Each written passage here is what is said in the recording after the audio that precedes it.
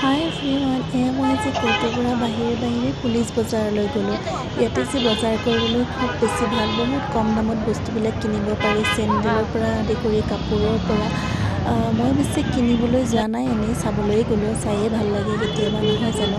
অকণমান চিপকৈ বৰষুণ দি আছিল যদিও বেছি টান বৰষুণ নহয়। ইয়াততো বাৰু বৰষুণটো থাকিলেই দিয়কচোন, ছাতি এটা লগত এনিটাইম লাগেই। তাৰ পৰা মই বাহিৰে এয়া চেণ্ডেল চালোঁ, কিন্তু চেণ্ডেল ইমান খাচ লগা নাই, সেইটো কাৰণে নিকিনিলোঁ। মোক কিন্তু চেণ্ডেল বহুত বেছি লাগে, কিন্তু বৰষুণৰ বতৰত চেণ্ডেল বহুত লাগে, कितना জোতাবিলাক है নিব इसका? নোৱাৰি। তাৰ পৰাই মই বাহিৰে আহিলোঁ ভিটো লৈ। ভিটোখন পুলিচ বজাৰতে আছিল। এয়া ভিটোত মই টপ এটা চালোঁ, টপটো ভাল লাগিছিল।